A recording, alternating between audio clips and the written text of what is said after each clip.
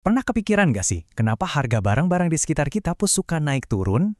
Nah, hari ini kita akan bongkar sebuah alat yang kelihatannya sederhana, tapi powerful banget, yang biasa dipakai para ekonom buat memahami itu semua.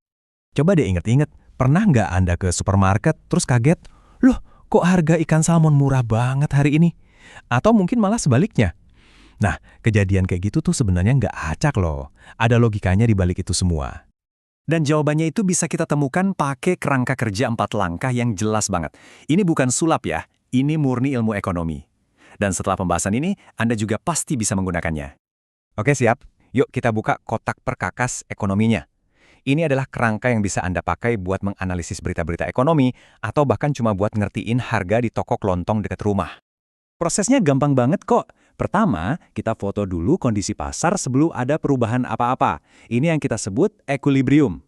Terus ada sebuah peristiwa terjadi. Nah, kita tanya, ini ngaruhnya ke siapa? Ke pembeli atau penjual? Jawaban itu bakal ngasih tahu kita kurva mana yang harus digeser.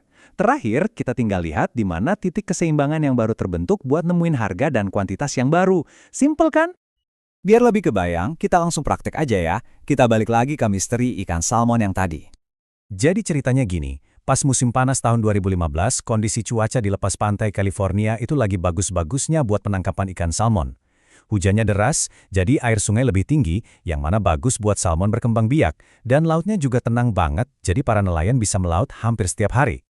Coba kita lihat angkanya ya. Di tahun 2014, sebelum cuacanya super bagus itu, pasarnya seimbang. Di harga $3,25 per pound, ada 250.000 ikan yang ditawarkan dan jumlah yang sama juga dicari sama konsumen. Nah, ini titik awal kita nih. Sekarang kita masuk ke langkah kedua.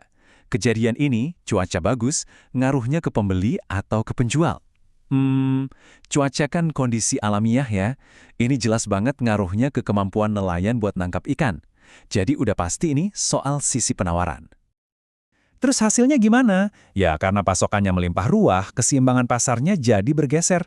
Harganya anjlok, jadi cuma $2,5 per pon. Sementara jumlah salmon yang laku terjual meroket sampai 550.000. Misteri terpecahkan. Cuaca bagus, artinya lebih banyak salmon dengan harga yang lebih murah. Oke, lanjut. Sekarang kita pakai alat yang sama buat kasus yang beda, di mana yang bergeser itu permintaannya. Kita lihat pasar berita cetak. Nah, peristiwanya adalah pergeseran besar-besaran cara kita mengonsumsi informasi. Antara tahun 2004 sampai 2012, internet sama ponsel pintar itu mengubah segalanya.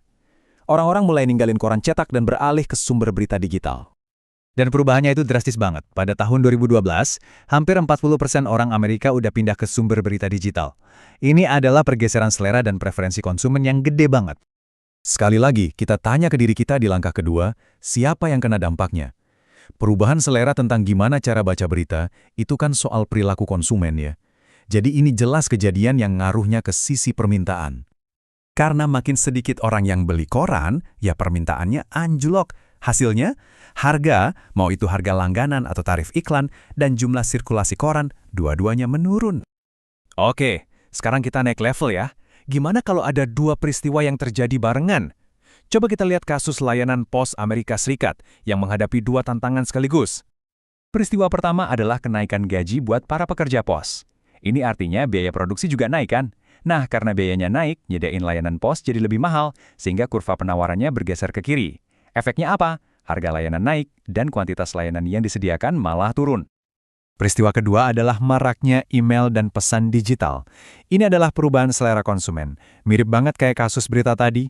Permintaan buat surat konvensional menurun drastis yang bikin kurva permintaan bergeser ke kiri. Efeknya, harga turun dan kuantitas juga ikut turun. Jadi, kalau digabungin hasilnya gimana? Nah, buat kuantitas, jawabannya jelas. Kedua peristiwa tadi kan menyebabkan penurunan kuantitas, jadi kuantitas layanan pos sudah pasti turun. Tapi, untuk harga, ini nih yang rumit. Satu efek mendorong harga naik, sementara yang lain mendorongnya turun. Tanpa tahu mana yang efeknya lebih kuat, kita nggak bisa nentuin dampak akhirnya pada harga. Ini hasil yang sangat umum dalam analisis ekonomi di dunia nyata. Sebelum kita selesai, saya mau bagiin satu kiat pro yang penting banget. Ini adalah kesalahan yang sering banget dilakuin sama pemula, dan kalau Anda paham ini, analisis Anda bakal benar-benar naik kelas. Sering banget kan orang mikirnya gini, Kekeringan mengurangi pasokan, jadi harga naik. Kemudian karena harga yang lebih tinggi, para petani jadi semangat memasuk lebih banyak. Jadi kurva penawaran bergeser lagi ke kanan. Eits, tunggu dulu. Ada yang salah sama logika itu. Nah, poin kuncinya ini, peristiwa eksternal kayak cuaca atau teknologi baru, itu yang menyebabkan seluruh kurva bergeser. Sebaliknya, perubahan harga itu sendiri cuma menyebabkan pergerakan di sepanjang kurva yang udah ada. Harga yang lebih tinggi itu nggak menggeser kurva penawaran. Itu cuma berarti kita pindah ke titik yang lebih tinggi di kurva penawaran yang sama. Ini beda banget dan penting buat diingat. Jadi, sekarang Anda udah punya alatnya.